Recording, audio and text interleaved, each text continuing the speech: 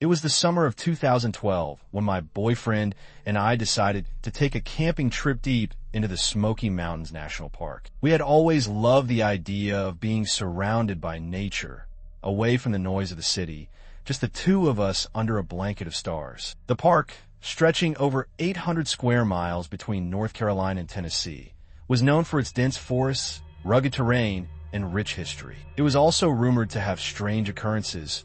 Whispers of the supernatural had long been tied to the land, but we dismissed these tales as nothing more than folklore, old stories meant to add mystery to an already enchanting place. That is, until that night. We had spent the day hiking through the breathtaking scenery, marveling at the towering trees and the ancient mountains that stretched as far as the eye could see. By nightfall, we had set up our tent in a secluded spot far from the main trails. The air was warm, the kind of perfect summer night that made you want to stay up late, talking and laughing under the moonlight. And that's exactly what we did. It must have been around 1 a.m. when we finally decided to get some rest. The forest outside was silent except for the occasional rustling of leaves in the breeze. As I lay there, wrapped in my sleeping bag, I felt an overwhelming sense of peace. But that peace was shattered in an instant. Without warning, two lights appeared inside our tent, flickering and hovering in the darkness. At first, I thought my eyes were playing tricks on me, but as my boyfriend sat up, his breath hitching in his throat, I knew he saw them too. My heart pounded as I stared at the glowing orbs. They weren't just reflections or stray fireflies. These lights had a presence, a weight in the air that sent chills down my spine. The lights were like two frozen marbles of fire, hovering just above our feet. Their amber glow was hypnotic, almost mesmerizing, but there was something deeply unsettling about them. They didn't flicker like normal flames, nor did they sway like flashlight beams. They just hung there, watching us. Terror took hold of me. My mind raced with possibilities. Was it a trick of the light? A natural phenomenon? Or something more sinister? My boyfriend, always the brave one, reached for his knife, his grip tightening around the handle. "I'm going after it," he whispered. Before I could stop him, he unzipped the tent and lunged forward. But just as suddenly as they had appeared, the lights vanished into the darkness. He scanned the area, moving his flashlight frantically from side to side, but there was nothing there. Just the endless stretch of trees and the quiet hum of the night. We were shaken. Should we leave? Should we run to the car and drive away? But an eerie thought crept in my mind. What if whoever or whatever had caused the lights followed us? The idea of being stalked through the darkened forest was even more terrifying than staying put. So we made a pact. We would stay inside the tent, no matter what, and ride out the night. Trying to rationalize what had just happened, we came up with a theory. Maybe they were fireflies, I suggested, though even as I said it, I knew it sounded ridiculous. Fireflies don't appear as glowing, floating orbs with an otherworldly glow. My boyfriend nodded, but I could see the doubt in his eyes. Somehow, we managed to calm down enough to drift into an uneasy sleep. But the night's horrors were far from over. In my sleep, I found myself in another time, another life. I was no longer in a tent in the Smoky Mountains. I was standing in a vast clearing, surrounded by people dressed in traditional Cherokee clothing. The air was thick with the scent of burning wood and damp earth. The rhythmic pounding of drums echoed all around me, a deep, resonant sound that seemed to vibrate through my very bones. I watched as men and women danced in a circle, their faces solemn, their movements precise and deliberate. The drumming grew louder, more urgent, filling me with a sense of dread and awe. The beat consumed me, pulling me in as if calling me to join the dance. But before I could move, the dream shattered. I woke up gasping. My heart was pounding as I struggled to shake off the vision. But as I sat up, I realized the drumming hadn't stopped. I turned to my boyfriend, my voice barely a whisper. "Do you hear that?" His face was pale in the dim light. He nodded. "Yeah, I hear it." It was impossible. The drumming wasn't just in my dream. It was real, out there in the forest surrounding us. The rhythmic pounding filled the air, distant yet powerful, as if the very earth itself was beating a war song. We held each other, too terrified to move. The sound continued for what felt like an eternity before finally fading into silence. The next morning, we packed up as fast as we could and left without looking back. As soon as we had cell service, We began researching stories about strange occurrences in the Smoky Mountains. That's when we discovered the stories of the orbs, the same eerie lights we had seen. According to Cherokee legend, the glowing orbs are spirits that guard the mountains, watching over the land and its ancient inhabitants. The Cherokee people had lived in these mountains for thousands of years, and their elders spoke of the orbs as protectors, warning those who dare trespass too far. Many believe the spirits are remnants of the past, keeping the land's history alive, making sure it is never forgotten. I don't know what we saw that night. I don't know if it was a spirit, an omen, or something science has yet to explain. But I do know this: I'll never forget it, and I'll never set foot in those woods after dark again.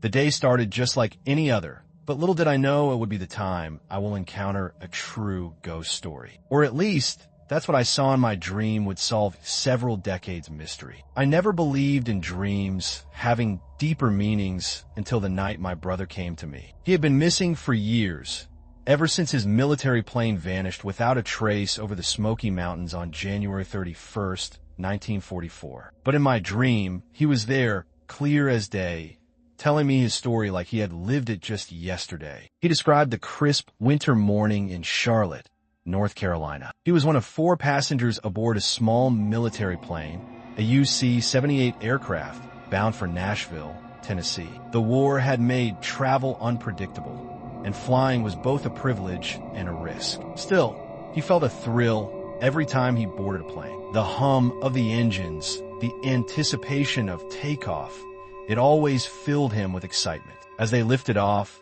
the sky was clear, with only a few wisps of clouds lingering far below. Through his eyes, I could see the ground shrinking beneath him. Their flight plan had them flying directly over the Smoky Mountains, a breathtaking but treacherous stretch of land. The highest peak rose to about 6,000 feet, and the pilot would have to navigate carefully to clear it. Unlike today, there was no GPS to guide them, only analog instruments and the pilot's sharp instincts. He had to rely on his skills, the compass, and the occasional break in the clouds to maintain their course. They needed to be precise with their speed and altitude.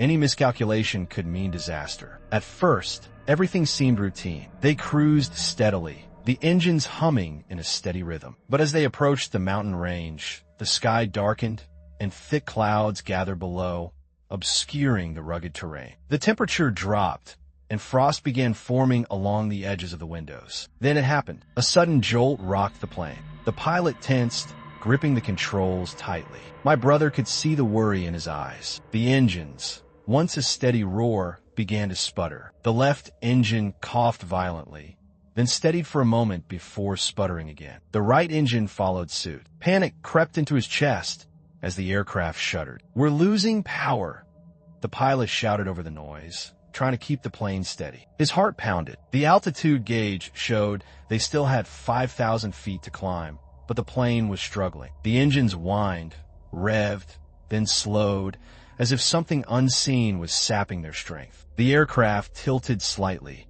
and the pilot fought to correct it. Then silence. The left engine died completely. The plane lurched downward. Screams filled the cabin as they lost altitude rapidly. My brother grabbed the armrest, his knuckles white, as the ground rushed toward them through the thick mist. The pilot frantically worked the controls, trying to coax life back into the engines. The clouds were dense, blinding them from seeing what lay ahead. Then nothing. Everything went black. No one has seen their plane since. Not a single piece of debris, not a shred of metal. It was as if they had vanished into thin air, swallowed by the Smoky Mountains without a trace. The search began almost immediately. Experienced navigators and rescue teams scoured the area. The National Army Air Force and the Park Service joined forces, hoping to uncover any sign of them. For weeks, they combed through the dense forest, the rocky peaks, and the deep valleys. They searched every ravine, every crevice, but there was nothing. Not a wing,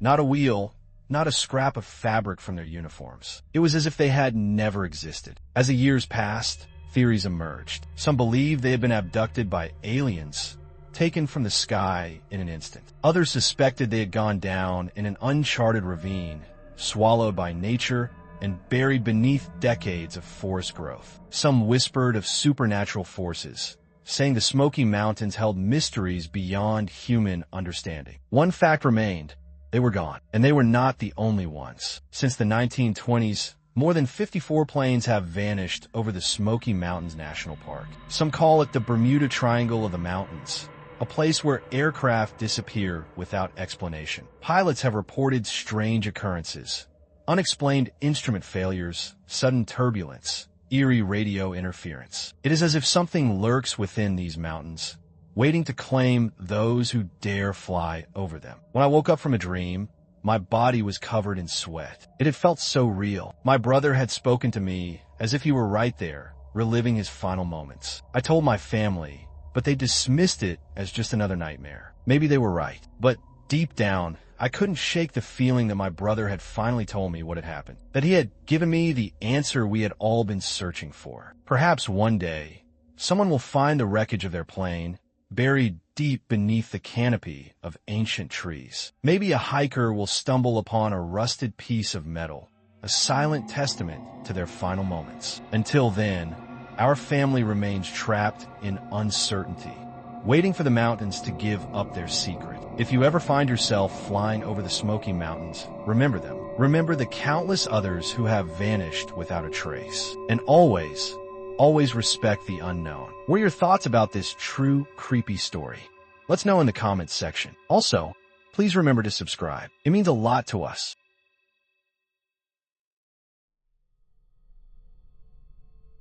I still remember that day in April 2013 like it was yesterday. The air was crisp, the sky was a perfect shade of blue, and I was eager to escape into the serenity of the Smoky Mountains National Park. Hiking had always been my sanctuary, a place where I could clear my mind, breathe in the fresh air, and feel at one with nature. But that day, something felt off. As I approached the entrance to the park, my excitement was momentarily dampened by an unexpected sight: a closed road. A large barricade blocked my usual path, with no visible signs explaining why it was closed. No flashing warning lights, no park rangers in sight, nothing. Curiosity tugged at me. I had hiked this trail countless times before and knew the terrain well. If there had been a serious issue like a flood or a fallen tree, I would have expected some kind of notice. Instead, it was eerily quiet. I hesitated for a moment, but ultimately decided that a road closure wouldn't stop me. So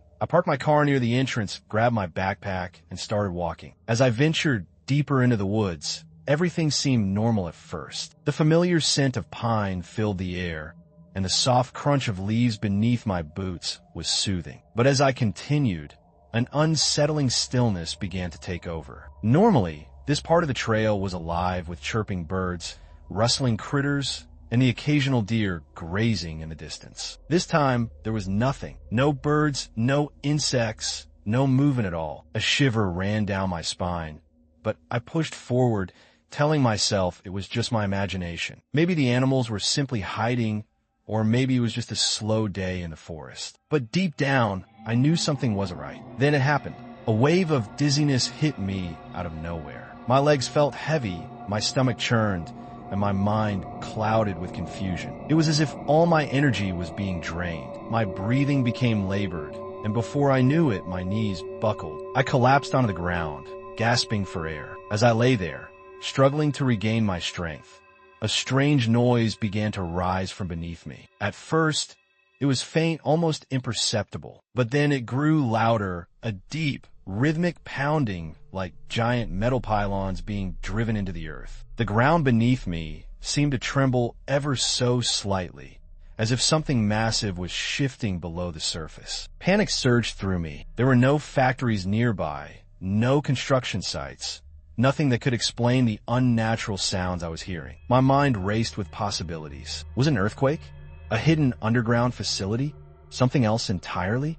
I had to get out of there. Summoning every ounce of willpower I'd left, I rolled onto my stomach and clawed at the dirt, dragging myself away from the ominous vibrations. My heart pounded as I forced myself to stand, my legs trembling beneath me. I staggered forward, desperate to put as much distance as possible between myself and whatever was lurking beneath the forest floor. With every step, the nausea and fatigue began to fade, as though an invisible force had been holding me down, and I had finally broken free. By the time I reached the entrance of the park, I could breathe easier, but the fear, that deep, gut-wrenching terror, remained. I never went back to that trail. 4 days after the incident, I scoured the news for any mention of strange occurrences in the park. But there was nothing, no reports of earthquakes, no construction projects, no official explanation for what I had experienced. However, when I shared my story with a few locals, I was met with knowing looks and hushed whispers. "You're not the first,"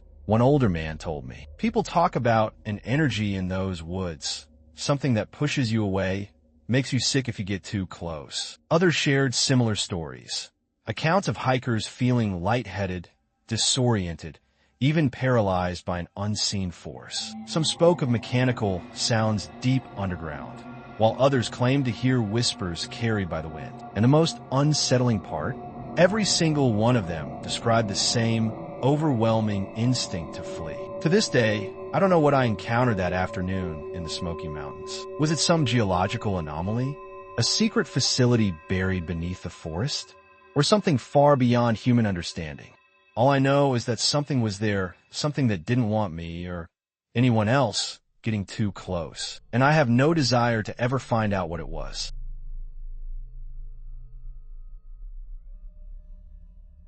I will never forget the day my little boy, Dennis, vanished without a trace. It was June 14th, 1969, a day that started with laughter and joy, but ended in a nightmare that haunts me to this very day. I was there in the Smoky Mountains National Park, watching my son play, completely unaware that it would be the last time I ever saw him. Dennis was just 6 years old, full of energy and excitement. He was always playing tricks on us, running around with his cousins, his laughter echoing through the trees. That day, we were gathered with family for a picnic, enjoying the fresh mountain air and the beauty of nature. The children were restless, eager to play, so they decided to have a game of hide and seek. It was an innocent game, something children do all the time. But this time, it changed everything. Dennis and the other boys came up with a plan to surprise the adults. They split into 2 groups and ran off into the forest, hiding behind the thick bushes. The idea was simple. They would wait for us to return to the picnic table and then jump out to give us a good scare. It was all in good fun, and I remember chuckling as I watched them dart into the woods. Minutes passed, and then we called for them to return. One by one, the boys emerged from their hiding spots, laughing and grinning. But Dennis was missing. At first, I wasn't too worried. Maybe he was hiding a little longer to make the prank even funnier. Maybe he had run in the wrong direction and was making his way back. "Dennis," we called. Silence. I felt a cold shiver run down my spine. Something was wrong. We all started shouting his name, our voices growing louder and more frantic. My heart pounded in my chest as I ran through the trees, searching for any sign of my son. But he was gone, vanished in the blink of an eye. Panic set in. We searched every bush, every trail, every clearing. My husband, Bill, ran ahead calling for our boy. Other family members joined in, their voices filled with worry. After what felt like an eternity, we knew we needed help. We rushed to the park rangers and reported Dennis missing. Within hours, an extensive search was launched. I had no idea at the time, but this would become the largest search in the history of the park. Rangers, volunteers, and police officers flooded into the area, combing through every inch of the forest. The park was a dangerous place, and the thought of my little boy alone in the wilderness made my stomach turn. There were snakes, waterfalls, and deep ravines. What if he had fallen? What if he was hurt and couldn't call for help? These thoughts tortured me as the hours dragged on. Then something strange happened. The military showed up. I don't know who called them, but they arrived fast, almost too fast. Not just any military unit, but the Green Berets, highly trained, highly secretive. They came with equipment we had never seen before, moving through the forest with purpose, like they knew something we didn't. But they didn't share much with us. They worked separately from the other search teams, and I couldn't shake the feeling that they were searching for something more than just my son. Days turned into weeks. More than 1,400 people searched for Dennis, including expert trackers and search dogs. Helicopters flew overhead, scanning the land below. But there was nothing. No footprints, no torn clothing, no signs that he had ever been there at all. It was like he had disappeared into thin air. Rumors began to spread. Some believed Dennis had been taken, kidnapped right under our noses. Others whispered about strange sightings in the woods. A lot of strange and mysterious stories were told. Some claimed to have seen a large, shadowy figure near the area where Dennis disappeared. Then there were the stories about the military. People questioned why they had responded so quickly, why they kept certain details hidden. Some locals even claimed they had seen strange military equipment being transported into the park during the search. What were they looking for? And why did they seem so determined to keep certain areas off limits? As time passed, hope faded. The search teams left one by one, and we were left with nothing but questions. My heart ached every single day, wondering where my baby boy had gone. Over the years, more strange things have come to light about the Smoky Mountains. Deep in the park, hidden from the main trails, stands a monument built by the Freemasons. It contains stones from all over the world, pieces from Solomon's Temple, the White House, and other famous locations. No one knows why it's there or what it represents, but it adds to the mystery surrounding the park. To this day, Dennis' disappearance remains one of the greatest mysteries of the Smoky Mountains. People still talk about it, still search for answers. But for me, I don't need conspiracies or theories. All I want is to know what happened to my little boy. I still dream about him, still imagine him running through the trees, his laughter filling the air. But when I wake up, the silence is deafening. Dennis Martin was just 6 years old, and he was never seen again. What did you get from today's Forest Horror Stories? Let's know from the comments section. The first well-thought-out comment will be pinned. We focus on delivering strange, mysterious, and paranormal stories. If you like such content, then subscribe to our channel. We upload 3 videos a week. Also, please like our videos. It encourages us to deliver more. Thanks, and see you in the next video. Take care.